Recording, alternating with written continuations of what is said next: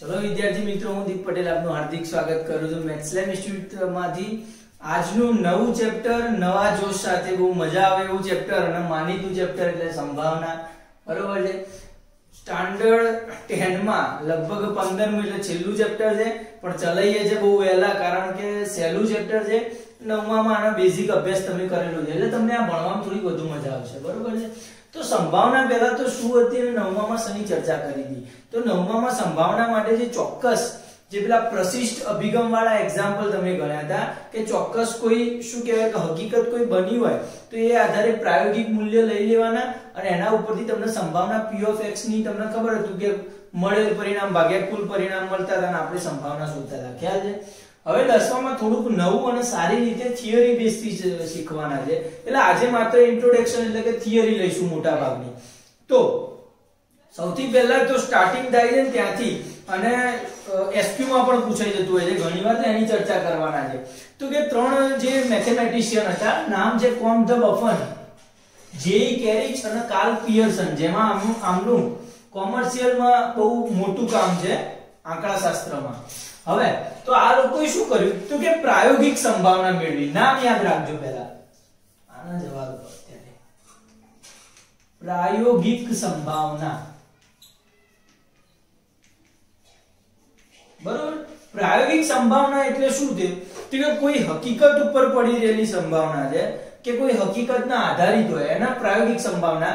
કે એ લોકોએ શું કર્યું તો કે દરેક હકીકતમાં પ્રયોગો કર્યા પહેલા તો શું કર્યું સૌથી પહેલા તો જે કોમ ધ બફન છે એને 4040 વખત સિક્કો જે આવે કિંગ ક્રોસ નો તે સિક્કો કેટલી વખત ઉછાળ્યો છે 4040 વાર અને એમને એમાંથી 2048 વાર છાપ મળી. કેટલી વાર 2048 એટલે એવરેજ એની સંભાવના એટલે મળેલ પરિણામ છાપ મળવાના પરિણામ કેટલા છે 2048 અને ભાગ્યા કુલ પરિણામ કેટલું છે 4040. તો આ રીતે એમને પ્રોબેબિલિટી અને પ્રોબેબિલિટી કહીશું સંભાવનાને.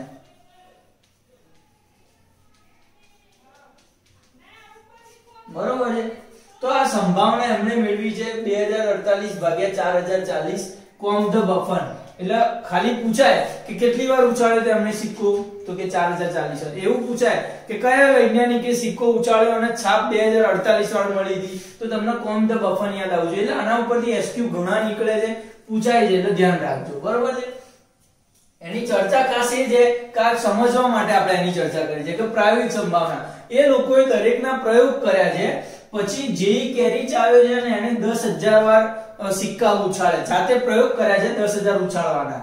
એમના એવું ઘણીવાર તો એવું લાગે કે આમને આટલો બધો ટાઈમ હશે કે આટલી બધી વાર સિક્કા ઉછાળ્યા હતા. એમ આપણને ભલે આ કોરોનાનું વેકેશન મળ્યું છે પણ આપણને કદાચ આ વિચાર નહીં આવે અને કદાચ તમને ટાઈમ મળે તો આનાથી વધારે એ કદાચ 50000 વખત જેવું સિક્કો ઉછાળજો અને કેટલી વાર છાપ મળે છે એનો પ્રયોગ કરશો એટલે તમારું કદાચ ચોપડીમાં નામ આવવાની સંભાવનાઓ છે. બરોબર છે. શું છે? સંભાવના છે. આઈ જશે એવું નથી કહેતો, ચલો, કારણ કે એવા ઘણા પડ્યા છે. કાર્લ પિયર્સન બીજો, પેલા જેઈ કેરિચ છે 10000 વાર ઉછાળ્યો છે અને 5067 વાર 67 છાપ મળી છે એમને. તેમની સંભાવના કેટલી થાય તો મળેલ પરિણામ કેટલી છાપ મળી છે 5067 કેટલામાંથી કે 10000 માંથી. આ સંભાવના થઈ. તો આને ભાગાકાર કરું તો એવરેજ કેટલું મળે 0.5067 એટલે 0.5 સમથિંગ મળે. બરોબર છે. યસ. કાર્લ પિયર્સને શું કર્યું તો કે 24000 વખત સિક્કો ઉછાળ્યો અને પછી શું મળ્યું તો કે 12012 વાર એમને છાપ મળી છે. એટલે એમની સંભાવના શું થાય 12012 ભાગ્યા 24000. ખ્યાલ આવી ગયો? તો આ મળી એમની સંભાવના. તો આનો આન્સર શું હશે? આ બધાનો એવરેજ આન્સર કેટલો આવે છે 0.5. એટલે જે આ લોકોએ જે પ્રયોગો કર્યા છે અને પ્રયોગો કરી એટલે 9માં આપણે જ શીખ્યા છે પ્રાયોગિક સંભાવના કે દરેકના પ્રયોગો થઈ રહ્યા હોય, કઈક ઉજવણી થતી હોય અથવા ગમે તે પેલા લાલ દડા કે લીલા દડા કઈક બોક્સમાં મૂક્યો અને લઈએ તો એ જાતે પ્રયોગ કરતા હતા ને એની સંભાવના શોધતા હતા આપણે. એટલે આપણે 9મા ધોરણમાં ચર્ચા કરી છે પ્રાયોગિક સંભાવનાની અને એમાં શું કરવાનું તો કે જાતે પ્રયોગ હકીકતથી કરવાના અને પછી એની સંભાવના શું મળે છે એને જોઈએ. તો એના નામ કહીએ છીએ આપણે પ્રાયોગિક સંભાવના. બીજું નામ આવે છે સૈદ્ધાંતિક સંભાવના. સૈદ્ધાંતિક સંભાવનામાં શું છે તો કોઈ ચોક્કસ સિદ્ધાંત ઉપર ચાલવાનું. એટલે આ લોકોએ શું કર્યું તો કે ધારો કે આપણે કોઈ સિક્કા ઉછાળવાનો પ્રયોગ કર્યો છે અને એવરેજ આ લોકોને શું મળ્યું છે તો કે એવરેજ દરેકમાં થોડું માઇનર ડિફરન્સ થી 0.5 એવરેજ આશરે વેલ્યુ મળે છે આન્સરની. તો પછી આ લોકોએ શું નક્કી કરી દીધું કે ભાઈ કોઈ પણ સિક્કો ઉછાળીએ અને છાપ મળવાની સંભાવના કેટલી લેવાની તો કે 0.5 એટલે કે અડધી. બરોબર છે, એટલી લઈ લેવાની. તો આ થઈ ગઈ આપણી સૈદ્ધાંતિક સંભાવના. કેવી રીતે તો કે લઈ લેવાની એવરેજ, એના દરેકમાં પ્રાયોગિક પ્રયોગ કરી અને એના મૂલ્ય લાવવા જરૂર નથી, ડાયરેક્ટ લઈ લીધી કે ભાઈ કુલ મળેલ પરિણામ ભાગ્યા કુલ પરિણામ કરી અને 0.5 એટલે એમાં પ્રયોગો કરવાના નહીં, એવરેજ વેલ્યુ લખવાની ભાઈ આટલી આવશે આટલી આવશે આટલી આવશે, હકીકત ઉપર આધારિત ન હોય એવી. તો એના આપણે કહીશું સૈદ્ધાંતિક સંભાવના. 10મા ધોરણમાં આપણે આ 9મા ધોરણમાં ચર્ચા કરી ચૂક્યા છે. 10મા ધોરણમાં સૈદ્ધાંતિક સંભાવનાની ચર્ચા કરવાના છે. સૈદ્ધાંતિક સંભાવનામાં શું આવે એની ચર્ચા આપણે કરી. હવે સૌથી પહેલું બીજો એક સારો એવો એસક્યુ પૂછાય છે કે સંભાવનાની જે પ્રોપર સૈદ્ધાંતિક સંભાવનાની વ્યાખ્યા સૌથી પહેલા આપી છે કોણે તો કે પિયર સિમોન લાપ્લાસ. પિયર સિમોન લાપ્લાસ નામ કદાચ સાંભળ્યું હોય, ના સાંભળ્યું હોય તો આગળ સાયન્સ અને કોમર્સમાં સાંભળશો જ, ફાઇનલ છે એટલે યાદ રાખવાનું છે. પિયર સિમોન લાપ્લાસે સૌથી પહેલા વ્યાખ્યા આપી હતી આની. બરોબર છે, અને એ વ્યાખ્યા કેવી હતી તો કે તમે જે પ્રાયોગિક સંભાવનાની વ્યાખ્યા જોઈ છે બિલકુલ એના જેવી જ છે સૈદ્ધાંતિક સંભાવનાની વ્યાખ્યા. તો એની ચર્ચા કરશું આપણે કે શું છે એ વ્યાખ્યા. આ જે મૂલ્યો જે છે એ વિડિયો પાછળ લઈ અને સ્ક્રીનશોટ લઈ લેજો, એકવાર યાદ રાખી લેજો. આ મૂલ્યો ખાસ પૂછાતા હોય છે એસક્યુ માં. અને વ્યાખ્યા છે એ વ્યાખ્યાની ટૂંકમાં આપી હતી કયા મેથેમેટિશિયને તો કે પિયર સિમોન લાપ્લાસે આપેલી છે. તો એની પણ ચર્ચા આપણે કરી ચૂક્યા છે. હવે સીધા આપણે વ્યાખ્યા ઉપર આવી જઈએ. તો શું વ્યાખ્યા આપી છે અમે તો કે જે આપણે 9મા ધોરણમાં જોઈ છે પ્રાયોગિકની એવી જ વ્યાખ્યા આપી છે કે સંભાવના બરાબર, હવે સંભાવના આપણે p of x p of e કોઈ પણ કહી શકીએ. બરોબર છે, p of e બરાબર તો શું કહીશું તો કે મળેલ પરિણામ જે હતા એના આપણે એવું કહીશું કે ઘટના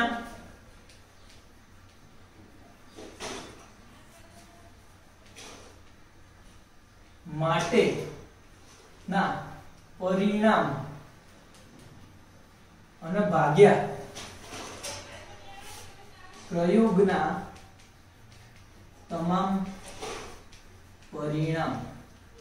તમે તમારી ભાષામાં આને એ જ લખી શકો છો કે ઘટના થવાના એટલે કે મળેલ પરિણામો, જે ઘટના થાય છે એના પરિણામો એટલે મળેલ પરિણામો ભાગ્યા કુલ પરિણામ.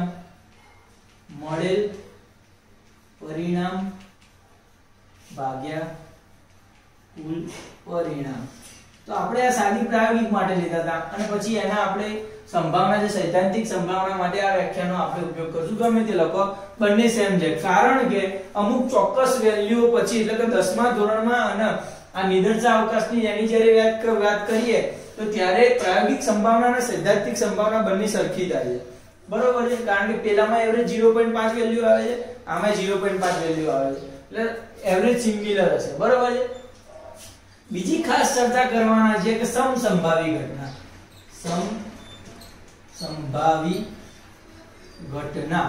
સમસંભાવી ઘટના એટલે શું તો એવી ઘટના કે જે થવાની સંભાવના સરખી હોય.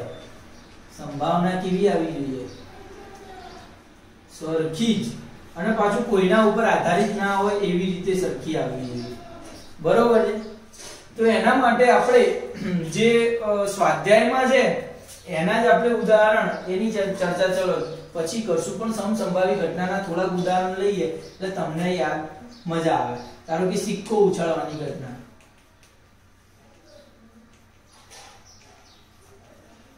ઘટના તો આ કેવી છે સમસંભાવી ઘટના છે. કેમ છે તો ધારો કે સિક્કો હું ઉછાળું તો કાં તો છાપ મળવાની છે અને કાં તો કાંટો મળવાનો છે. અને પાછું કેવું છે જેટલી સંભાવના છાપ મળવાની છે એટલી સંભાવના કાંટો મળવાની છે. 50-50% સંભાવના છે.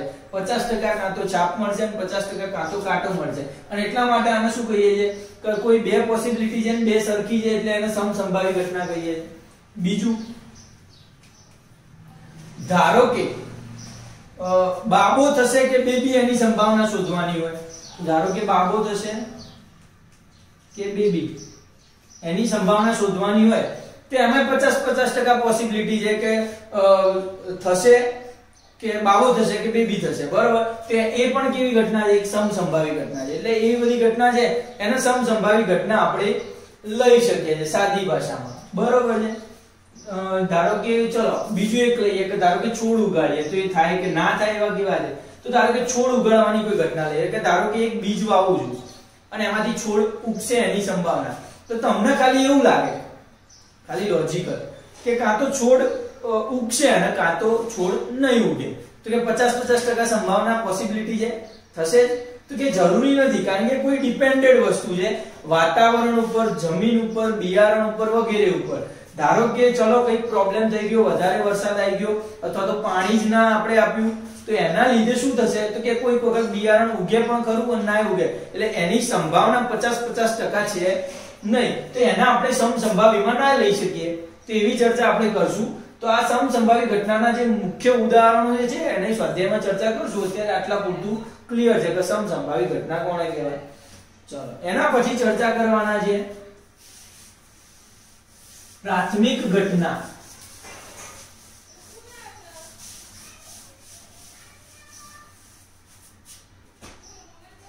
કોઈ એક જ પરિણામ મળે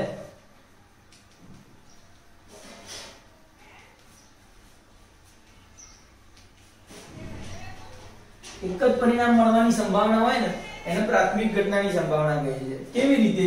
તો ધારો કે આપણી પાસે 1 2 3 4 5 અને 6 પોસિબિલિટી છે પાસો ઉછાળવાની. ધારો કે પાસો ઉછાળું છું તો કાં તો 1 મળે, 2 મળે, 3 મળે, 4 મળે, 5 મળે, 6 મળે. ધારો કે 1 મળે એની સંભાવના કેટલી હોય? તો 1 મળે એની સંભાવના તો કે કુલ 1 જ છે અને કેટલામાંથી? તો કે 6 માંથી.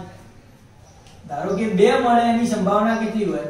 તો પાસા ઉપરના અંકમાં 2 મળે એની સંભાવના, તો 2 મળે એની સંભાવના કેટલી હોય? તો કે ગમે તે આ એક જ છે 2 મળશે એની સંભાવના અને કુલ 6. એવી રીતે 3 મળે એની 1/6. દરેકની કેટલી થશે? 1/6. 6 એ 6 માટે. ક્લિયર થઈ ગયું? એટલે દરેક એક જ પરિણામ મળે છે તો એની સંભાવના, તો આને આપણે શું કહીએ છીએ? પ્રાથમિક ઘટના થઈ. આ ગમે તે એક જ પરિણામ મળ્યું છે, આ બધામાંથી કયું પરિણામ? એક જ પરિણામ. 1 મળે, 2 મળે, તો આ દરેકને શું કહીશું આપણે? પ્રાથમિક ઘટના થઈશું. અને પાછું ખાસ કન્ડિશન કઈ છે કે દરેક પ્રાથમિક ઘટનાનો સરવાળો કેટલો થવો જોઈએ? 1 મસ્ટ બી. ધ્યાન રાખજો. કેમ એવું છે તો જોઈ લઈએ. તો ધારો કે 1 મળે એની સંભાવના 1/6, 2 મળે એની સંભાવના 1/6, 3 મળે એની સંભાવના 1/6, 4 ની 1/6, 5 ની 1/6 અને 6 ની 1/6. ક્લિયર વાત થઈ ગઈ? તો આ ત્રણે ત્રણનો સરવાળો લસા 6 લઉં. આ 1 થી 1 2 3 4 5 અને 6, તો 6 ભાગ્યા 6, તો સરવાળો કેટલો આવ્યો? 1. દરેક પ્રાથમિક ઘટનાનો સરવાળો હંમેશા કોઈ પણ ઘટના લીધે તમે પાસો ઉછાળે છે એની જગ્યાએ તમે બીજી કોઈ પણ ઘટના લઈ લો તો હંમેશા પ્રાથમિક ઘટનાઓનો સરવાળો 1 થાય તો જ આ બધી ઘટનાઓ કેવી હોય? પ્રાથમિક ઘટનાઓ હોય. એટલે તો અને તો જ વાળી ફીલિંગ છે આમાં, બરોબર છે? એટલે કોઈ ચિંતા નથી. એટલે આ ખાસ ધ્યાન રાખજો. એસક્યુ માં પૂછાઈ શકે દરેક પ્રાથમિક ઘટનાઓનો સરવાળો કેટલો થાય? તો કે 1 થાય છે. ક્લિયર વાત થઈ ગઈ? તો એક પાસા માટે આપણે પ્રાથમિક ઘટના જોઈ લીધી. એની વ્યાખ્યાની કોઈ જરૂર નથી, પણ ખાલી શું તો કે એક જ પરિણામ આપતું હોય ને એવી કોઈ ઘટના એનો સમાવેશ આપણે પ્રાથમિક ઘટનામાં કરીએ. હવે જે થિયરી છે થોડી તમે જોઈ ચૂક્યા છો, એની જ ચર્ચા કરવાના છે. તો કઈ થિયરી તમે જોઈ છે અત્યાર સુધીમાં? તો કે તમે યાદ કરો, ચોક્કસ ઘટના મળવાની સંભાવના કેટલી હતી? અશક્ય ઘટનાની મળવાની સંભાવના કેટલી હતી? એવી બધી વાત કરીએ. તો આપણે કેટલું ભણ્યા છે? તો કે ચોક્કસ ઘટનાની સંભાવના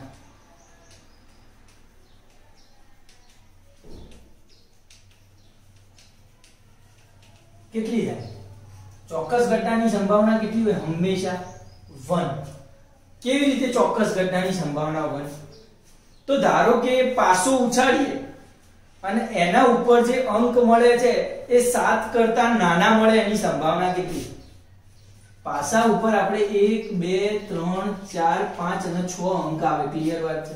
હું સવાલ શું પૂછું છું તો કે 7 કરતા નાના અંક મળે એની સંભાવના કેટલી? તો આ 6 એ 6 કેવા અંક છે?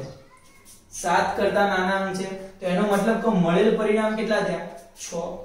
કુલ પરિણામ કેટલા છે? 6. તો 6 ભાગ્યા 6 કેટલા થયા? 1.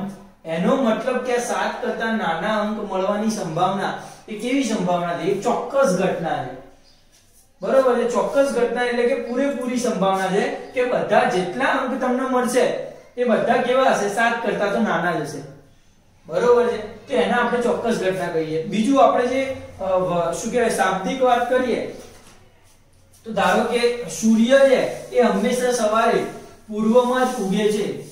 પૂર્વમાં ધારો કે એવું કહીએ કે કાલે સૂર્ય પૂર્વમાં ઉગશે, એની સંભાવના કેટલી? તો એ ચોક્કસ ઘટનાની વાત છે અને એની સંભાવના એક જ થશે. ક્લિયર વાત થઈ ગઈ. પછી બીજું જુઓ કે અશક્ય ઘટના.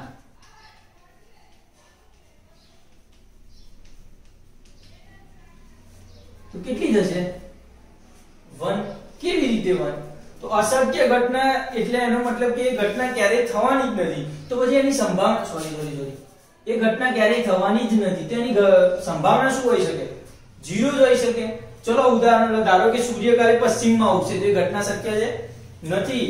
એ ક્યાં શક્ય છે? શુક્ર ઉપર કદાચ શક્ય છે, કારણ કે એટલું છે શુક્ર ઉપર કદાચ ઊંધું છે બધું, બરોબર છે. તો એનો મતલબ કે સૂર્ય પૃથ્વી ઉપર કાલે પશ્ચિમમાં ઉગશે, એની સંભાવના કેટલી? તેની સંભાવના 0 છે, બરોબર છે. પછી એવું કદાચ કહું કે પાસો ઉછાળું છું ને એના ઉપર મળતા અંકો એ 7 કરતા મોટા હશે, એની સંભાવના કેટલી? તો 7 કરતા મોટા પાસા ઉપરના તો કોઈ અંકો જ નહીં હોય, તો એ કેવી ઘટના છે? અશક્ય ઘટના. એની સંભાવના કેટલી છે? 0. યસ. પછી બીજી વાત કરીએ ખાસ કે સંભાવના હંમેશા શેની વચ્ચે હોઈ શકે? તો ધારો કે સંભાવનાને હું P of E વડે દર્શાવું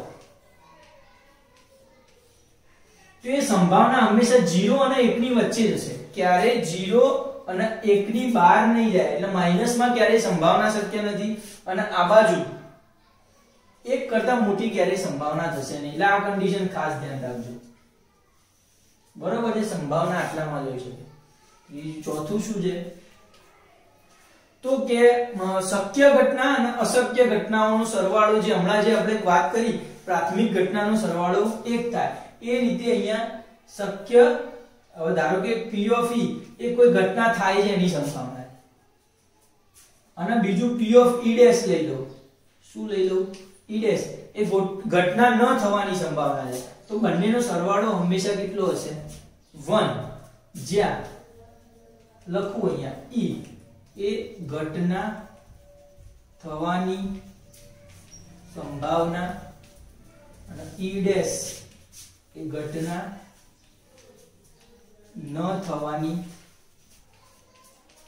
સંભાવના. ક્લિયર વાત થઈ ગઈ, બરોબર છે. તો આ થઈ ગઈ ઘટના થવાની, આ ઘટના ન થવાની સંભાવના, અને બંનેનો સરવાળો કેટલો છે?